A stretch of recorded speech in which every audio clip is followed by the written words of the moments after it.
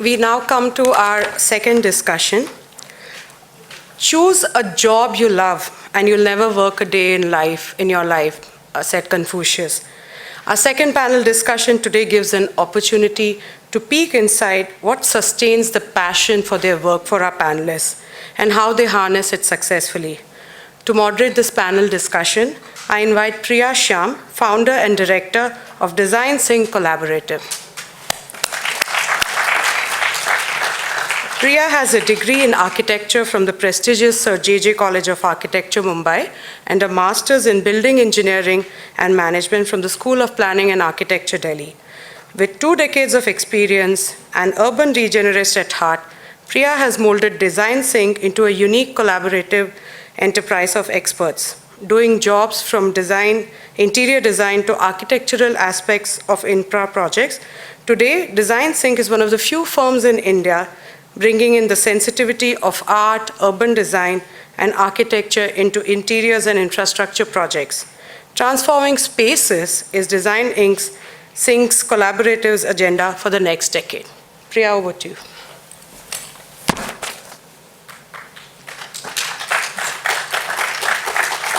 Good evening, ladies and gentlemen. Welcome to another round of WireNet Conversations. So today, our panelists be the lovely ladies of the real estate industry who've made it through the hardships and have been here as a guiding light,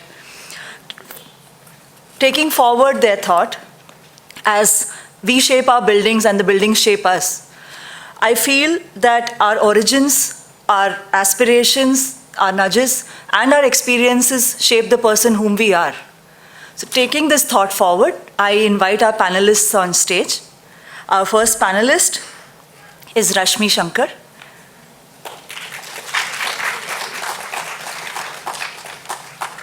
Rashmi is a veteran FM professional, alumnus of the prestigious Symbiosis College of Management Studies. Rashmi started her career from the Oberoi Group. She's been in various organizations, held various prestigious positions of management with Hutch, Thomson Reuters, Honeywell. She's currently the General Manager and Head of Facilities Management India and Bangladesh for Wipro Limited. Welcome. Our next panelist is Sapna Shivkumar. Professor Sapna Shivkumar is the principal of Mysore College of Architecture. After her B.Arch from Bangalore University and her M.Arch from Mysore University, Sapna went ahead to pursue management studies from Karnataka Open University as well, with her primary interest positioned in academics. Over the years of professional experience, Sapna has led MSA to a school bringing out architectural graduates who eschew the normal bounds of traditional form. Welcome, Sapna. Our next panelist is Manjula. Manjula T is the CEO and Principal Consultant of Aditi Building Engineering and Services. A civil engineering graduate from RV College of Engineering, Manjula found her calling in public health engineering and firefighting design. Prior to founding Aditi Building Services, Manjula was an Assistant Director at Potential CMARC Consultants and an Associate Vice President at Total Environment Building Services. She is also an advocate for promoting teaching firefighting services to women across Karnataka. She will hold a session for WIRE soon. Our next panelist is Kavita Shastri. There are few in the auditorium who do not know Kavita.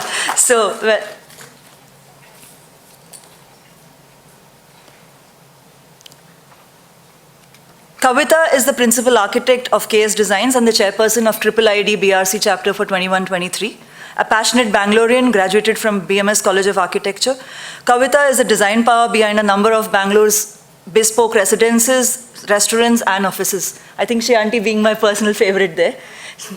So welcome, Kavita. Among all the hats she dons, she is also leading Design Uru, which is a big platform for people like us to showcase what we believe and what we want to take forward. Welcome all panelists.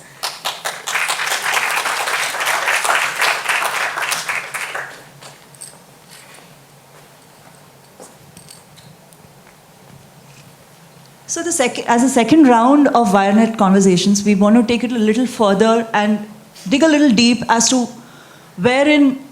how these ladies fought through the myriad challenges the profession offers and as to where they are today. I would like to start with Rashmi, a little talking about, what are your origins, how did life shape you, and what has led you to the person you are today? Thank you, Wirenet. It's so great to be here in person, and it's something I've been doing a lot. A lot of webinars over the COVID and beyond. But I'd reached a stage where I think I was fatigued, so I'd started saying no. So now that we are starting these, it's great to be back doing in-person events. To your question, I think it has to go right back to schooling, right? And I remember finishing my 12th and being forced into the traditional, I think to a lot of us it was engineering and either becoming a medical professional or engineering, right? Those were the only two options that were there. So I was being forced into it, and I said, and I don't know where I got the idea. There were no, Googles and, all the access to technology those days. But somewhere I heard about hotel management, and I said, I want to do that. And being the ultra-conservative family, Malayali family that I come from, my parents, my uncles, everyone had a say in it apart from me. Or rather, I didn't have a say in it. That's how I should say. So I lost a year in the bargain. I joined physics graduation because I was sort of, I refused to go for the entrances. So I said, I'm not doing that. Whatever you do, I'm not doing that. So I ended up wasting a year, at the end of which, for my first time in my life, my dad was called to college by the class teacher and advised that if you want your daughter to do something with her life, you better allow her to do what she wants. So I think, after wasting a year, that was my aha moment, I realized that going forward, if I want something, I have to believe in myself and stand up for it.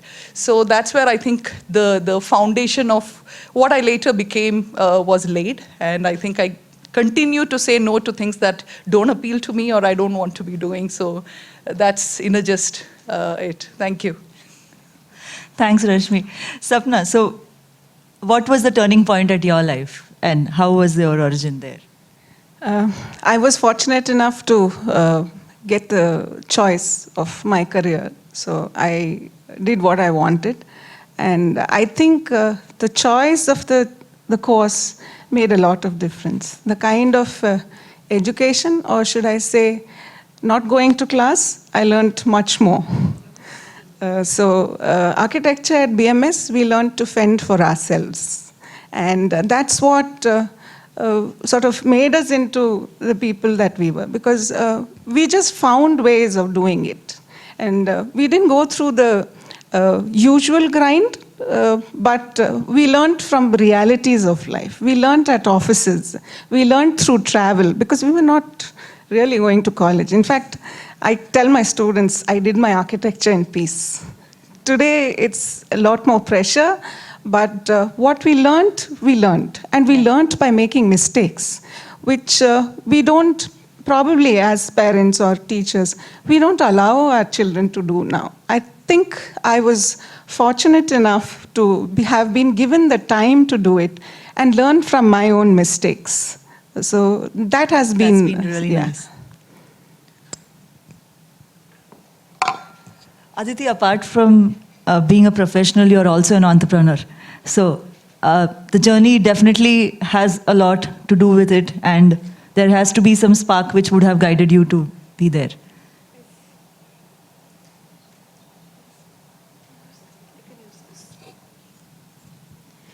Yeah, first of all, my name is Manjula, not Aditi. That's my company's name. I'm so sorry. It's so synonymous to her. I'm extremely sorry. Aditi, but most of the time, that's Manjula. I'm so sorry. That's okay, because most of them relate to me as, they call me as Aditi only these days.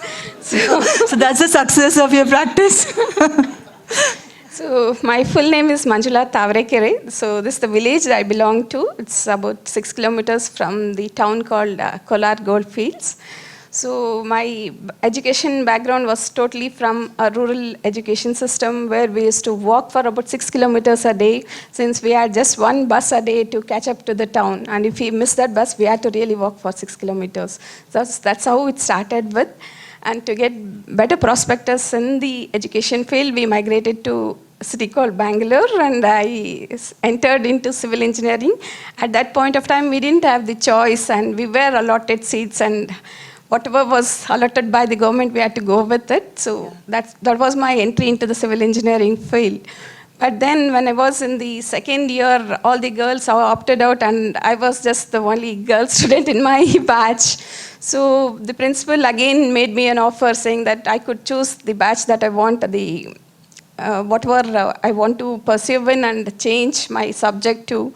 But still I resisted because I couldn't understand anything about the electrical or the electronic systems. And I messed up in all my electrical labs.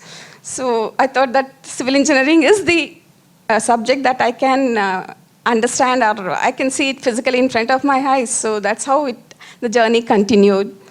So I started my career as a civil engineering or a structural designer. But the first job that I did in where there was a requirement of an exclusive plumbing engineer demanded by ITC Group. So that is when my boss pushed me into this thing, because I had done a water supply project in my college. So that's how my world of plumbing began, with water and water technology.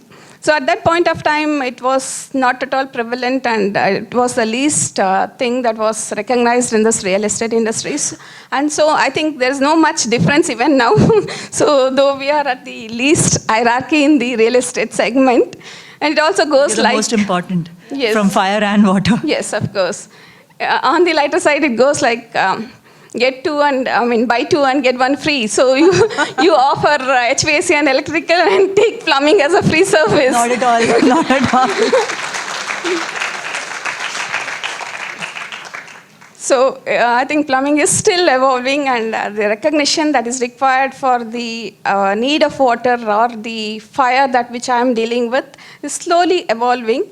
Yeah, but it's still happening. So to continue my journey, I think in 2005, I came out of a bad marriage. So I was divorced at that point of time, and I went into a deep depression stage. I couldn't express it because at that point, I was accused that I was mentally retarded and things like that. So I couldn't even take that thing, that I couldn't show to the world that I was in a depression stage. Sorry, I'm being emotional about it. So I think you're a pioneer. I think you're a pioneer. I think it's amazing you're doing what you're doing. We need more women like you. Yes. So I had actually attempted suicide, and I came back from the hospital, and I think I should be very grateful to my mentor, Mr. B.S.N. Narayan, who was heading potential service consultants at that point of time. He just took me from my house and he just said, would you join me? And I went along with him. We entered into a hall where there were 13 super fabulous people sitting over there. They were all musketeers, or they could say that they were all professionals in each of their thing across industry in the plumbing field. And the motto was to bring in plumbing codes to India. So it was through the Indian Plumbing Association. So they were deliberating because as we know that we are all civil engineers who get converted into plumbing or firefighting engineers. Yes. There is no formal training for us in India as of now. So we were trying to bring those kind of standards into India. So I was taken there to just monitor what these guys were discussing, because we were bringing in, because US has got that standards with them, and we were trying to bring that to India, and it was a national level code. Yes. So a lot of deliberations used to happen. So I worked there for about 10 years. So deliberating across people across India and across the world. We were associated with WHO and with all the organizations all through the world. And what we realized during that thing is India is still better off than many other countries that we are today. The practices, the challenges that we are facing, the way that we do things are still better than many other countries. But per se, we would say that Australian courts are the best in the world. So my dream is to see to it that somebody should come and say that we are the best people who could do better than Australian courts in India for our projects. So that built in a lot of confidence in me about the subject knowledge that I gained through those sessions that we had deliberated along. And apart from that, I had an opportunity to undergo a women entrepreneurship program sponsored by IIMB, so under NSRCL, so which is like a part of Infosys Foundation program, which really turned my perspective of, I mean, even I can be a leader and I could start my whatever entrepreneurship as an independent person, because I was very shy and very introvert, so I had really not thought of that I would start an organization of my own. So that actually changed my perception, the things that I underwent for 6 weeks. So with that in my mind, I slowly got into this action, and this is where I am today. So it's been 6 years that I'm running my organization. And so this is me. It's lovely knowing you, Manjula. Over to you, Kavita. So, I'd like to say that I feel blessed that I'm in this field. I don't know what I'd be doing if I wasn't doing design. And architecture sort of fell into my lap. And yeah, so I'm very, very, I think we get opportunities to meet people, we get opportunities to interact with people, we get to play such a, diverse kind of roles with our clients. We need to understand what they're saying without them actually telling it to us. So for me, the turning point one was, yes, when I kind of, like you said, did the common entrance test and I had to pick a profession. It was either medicine or engineering. And I actually got into dentistry as well as architecture. And I just said that, I told my dad, he said, no, you get it changed to computer science. And I put my foot down and I said, no. Something happened. I said, no, this is what I want to do. And I think the second turning point was when, so I have a small practice. I have a small studio in Koramangala, and a group of neighbors walked in, and there was this park, the neighborhood park, a small park, third block, and there was an old kind of a small building which was supposed to be the library. And it was like 3 tiny rooms, and they said, we want to revamp it, and would you like to take it up? And I said, sure. They said, we don't want to pay you anything. It's, so I said, it's okay. I love the park, I'll do it. And I took it up and, so generally worked on it and whatever. And then I realized I love doing it, even though I wasn't really doing it for any financial thing. But the involvement with the community was something I really enjoyed, because like I said, it was a solo practice at that time. I think the third turning point came when I got to work on a project thanks to Triple ID. So I had an opportunity to initiate events with Triple ID. This was during Design Yatra. And it was Gayatri Shetty, actually, who kind of said, why don't you join the team? And we had to kind of curate a series of events for 2 weeks for the Design Yatra. And I loved doing it. I was like, this is so nice to have a team and to work with a team. And I think that was also, Triple ID gave me that platform to start an initiative to do a lot of other work. And Design Uru is part of that initiative. So it's not me, it's Triple ID. And we are just working as a team and trying to create this design awareness in our city.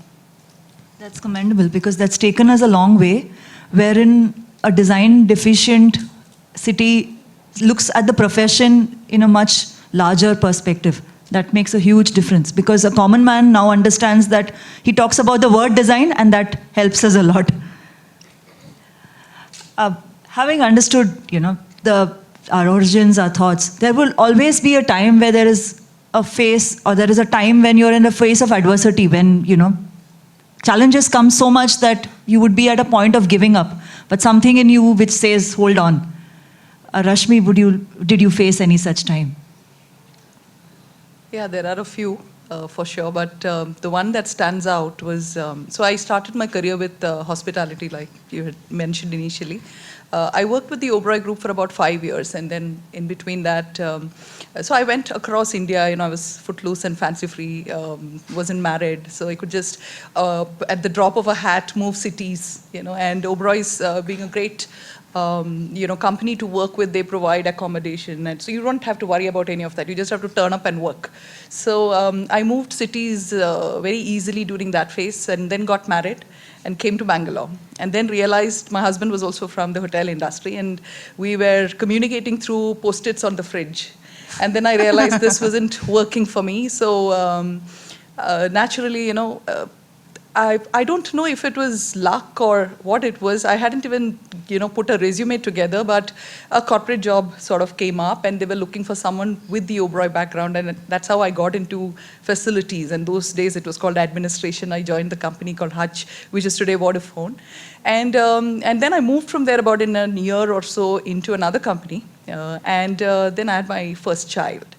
I went on, those days it was just 3-month maternity leave, not the 6 months that are there today. But I went and I came back, and I realized I had a job, but I didn't have anything to do when I came back, and it was a terrible situation to be in, because you come, you turn up to work, you have a place to sit, but you have nothing to do, because your role has been taken over by somebody in the time that you're away. And then there is no plan or mechanism to reintegrate you into into the system.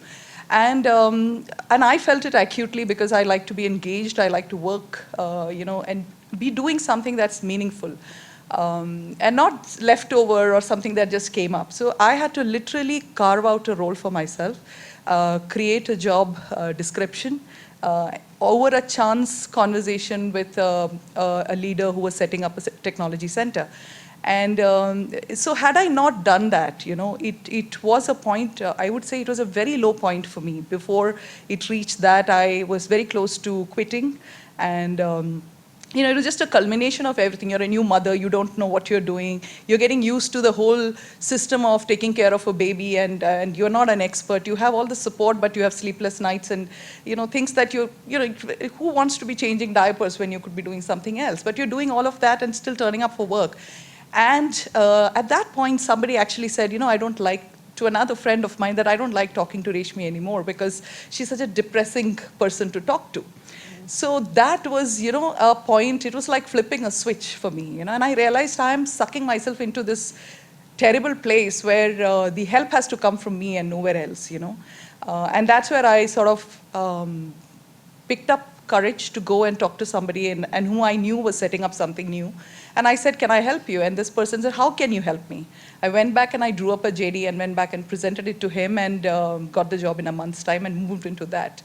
So, it was a point, and I really feel that the person who said this very hurtful statement was a very close friend of mine, pre-maternity, And when this sort of turnaround happened, that's when you realize, right, when you're at a low point, who's your real, ally or friend or whatever.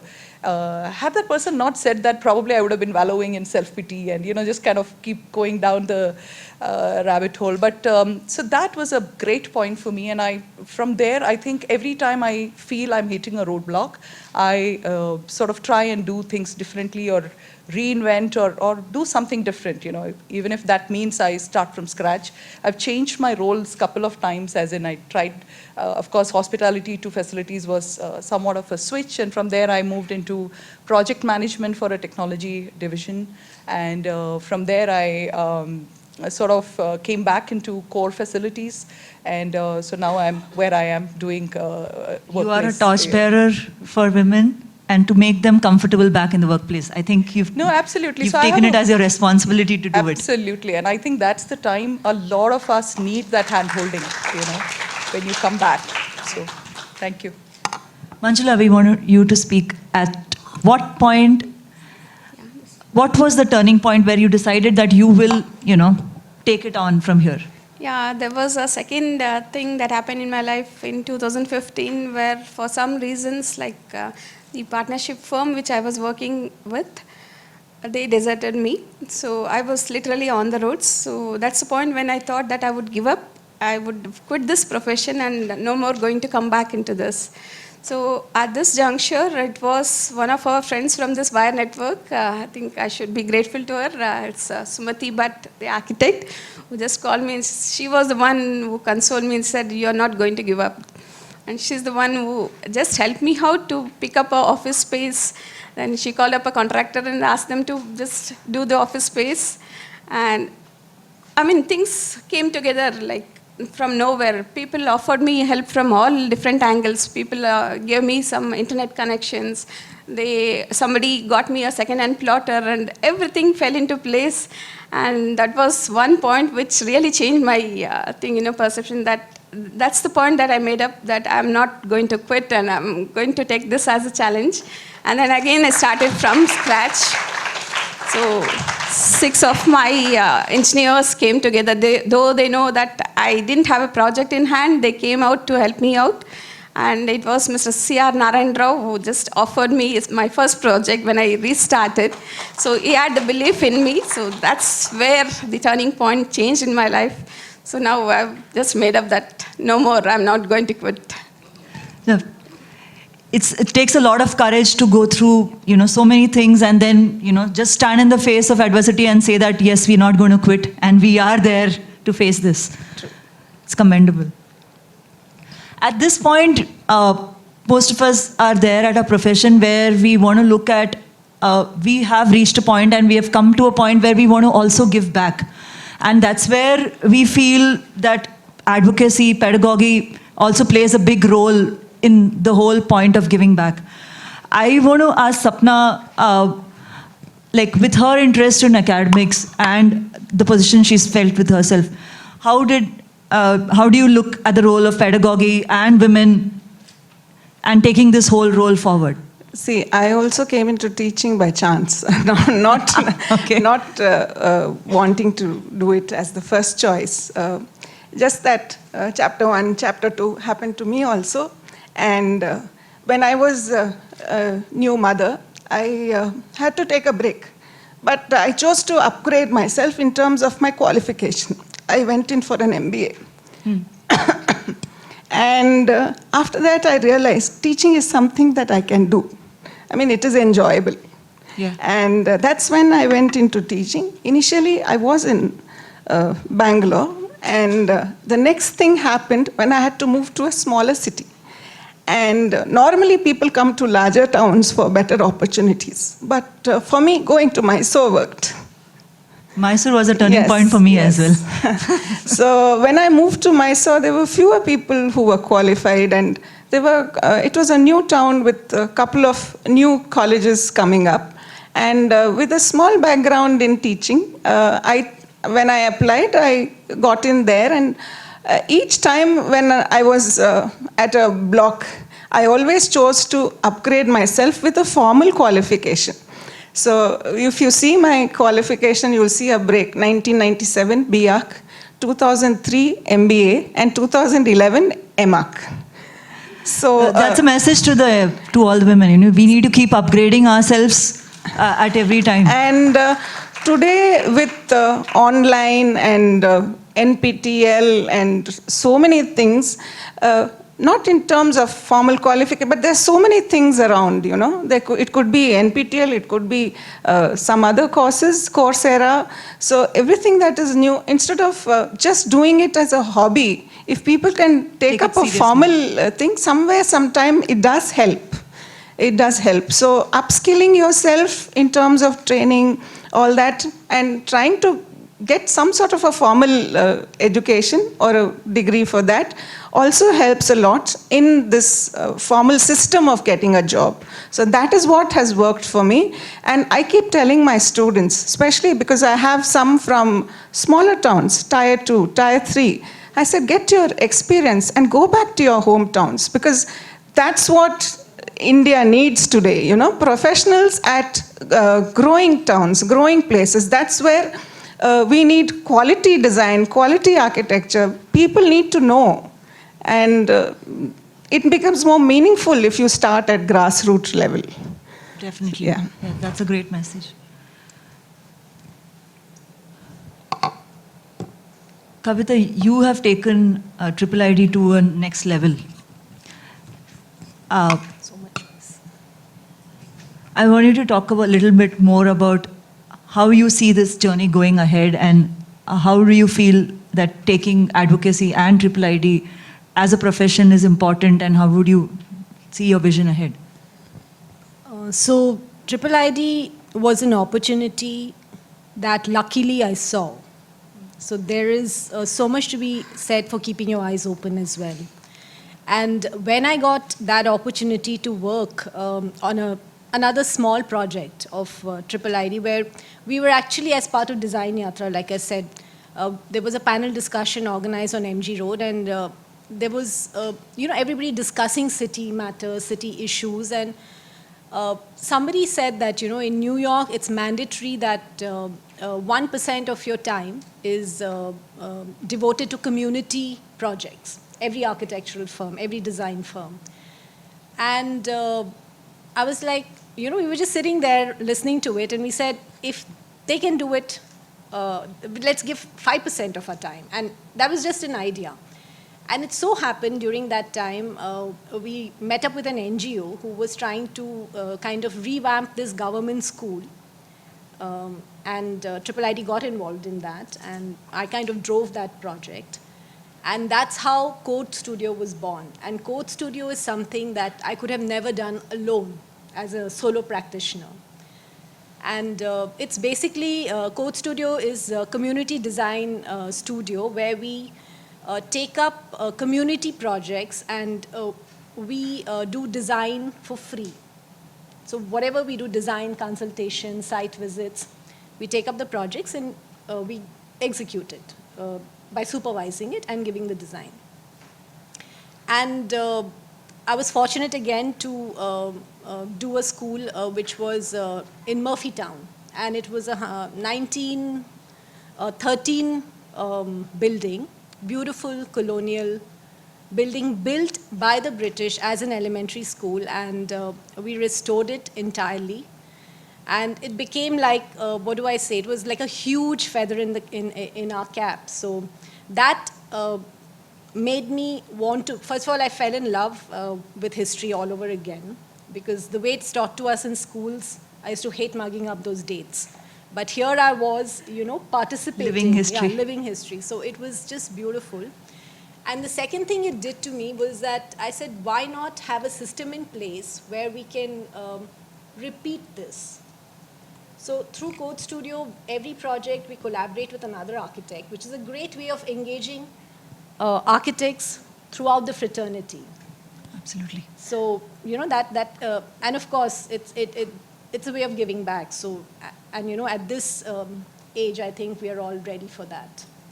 Absolutely. So I think that is one way of taking it beyond. And the other, like what you said about Design Uru, it's just about creating design awareness. And I think the future is collaboration. Yes. And that is the reason that we want to offer a platform and want to say, look, we are doing this festival 7 days in December, 15 to 22nd.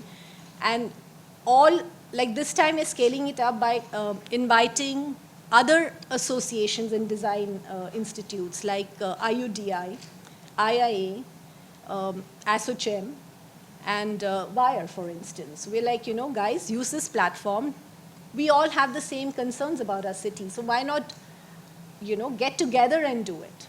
That's going to bring in a big lot of momentum. That is definitely going to have a bigger impact than doing it isolated. So, Kavita, while you're here, there's a high level of entropy you see in the system and the profession, right? So, as a very quick thing, like, could you tell us a couple of 2 or 3 qualities in you which has helped you as a professional? So one is there's no substitute for hard work.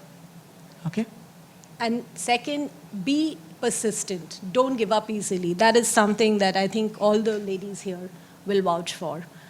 go for it. And the third thing is believe in yourself. I think somehow, as women, we are so used to getting unwanted advice from everybody that you start second guessing yourself.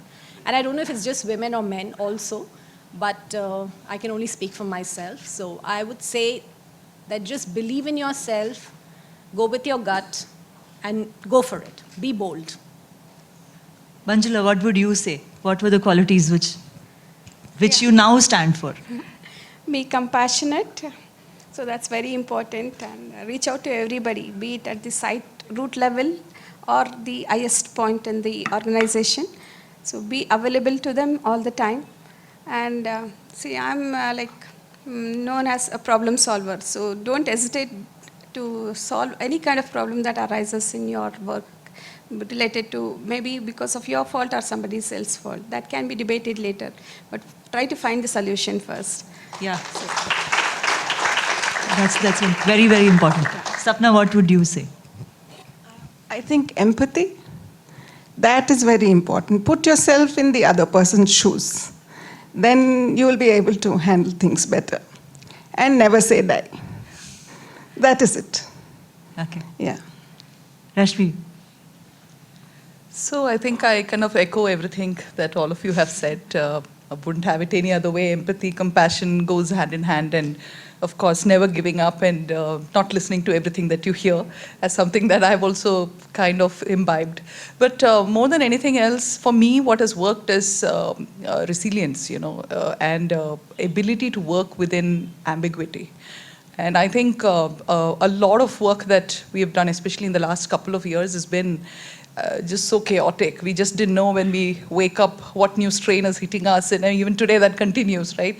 And I think that's been, apart from everything else that we've shared, that's something that's been very helpful for me. I don't need to know every little thing. I'm not somebody who plans every last detail. So that, in a way, helps me. I know a lot of people who are very detail-oriented. I mean, not saying that I'm not detail-oriented, but it's not necessary for me to have that listed down and penned down, and if I move it by one day, The world will not fall down. I like to say that give randomness a chance. Absolutely, and that sometimes it just falls in place. So yeah, thanks. I think we'll just take a quick rapid fire round now. Couple of questions to Rashmi now.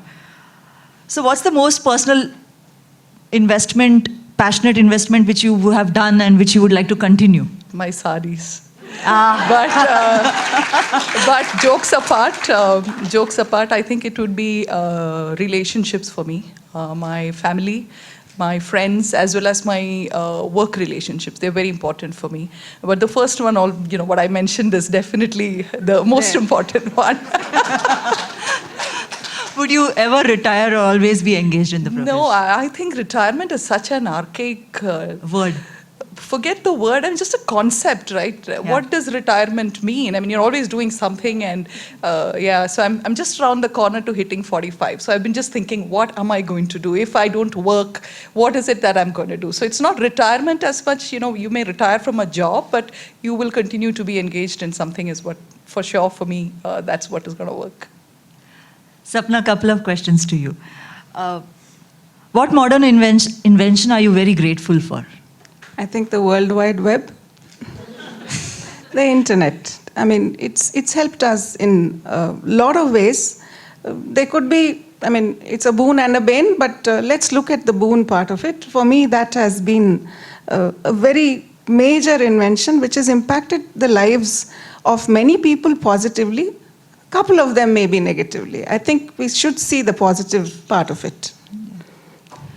What alternate profession would you have practiced if not architecture and academia? I think I would, I'm very interested in psychology, so I would have probably been a counselor because I like listening to people. Okay, And very interesting. it takes a lot, I think for a person to be a counselor, you have to listen more than you speak. And you also mentioned empathy as the most important quality. I think that goes well within your, yeah. Yeah, absolutely. True. Actually, yes. I'm counseling youth more than actually, teaching them. We teach them how to learn. That's more that's important. most important, yeah. Yeah. Manjula, a couple of questions to you. What do you like most about your life? It's myself, the way I've been chiseled now. So Yeah. that's the greatest thing that I would love. But apart from that, nature is something which I admire the most. And it has got life's lessons for everybody to showcase. And we learn everything from nature. So that's something I love most. How many days could you survive without the internet? Okay. So we come from the generation where we were introduced to computers in our early 90s or so. Yeah. So though it has all got all the positive points of how we carried on through our pandemic, but still I would say that, it will allow us a chance to reboot our brains. So without the internet, so it's definitely possible. Okay. Over to you, Kavita. So if you had a couple of extra hours in a day, what would you engage in? I would love to have extra time, especially now. And I think I would. So I love drawing, and it's something that I've not had time to do. Drawing, sketching, you need time for all that. So that's how I would spend my time. If I get some more time, I'd love to just sit down and do a lot more of work with my hands. The other Okay. thing is walks. I love walking. So there's a small lake opposite my house, and if I'm not in the house and not at site, I'll be out there. Okay, we know where to find you. Another last question. If you have the opportunity to have lunch with anybody in the world, who would you choose? Michelle Obama. Ah, power woman. Okay. With my girls and her girls. That's a big message to all the power ladies out here. That's a wrap from us, from the panel discussion too. We want to have a group snap with everyone. Thank you so much for that, Priya. Most engaging session today. And thank all the panelists for sharing their... I don't know if this is working. Thanks a lot for sharing your personal journeys as well. That is the hardest thing to do. And it has been extremely heartening for all of us to hear your stories, and I'm sure very encouraging as well. Thanks a lot. Thanks for being part of this journey. It is your faith in Wire that keeps us going. Thank you.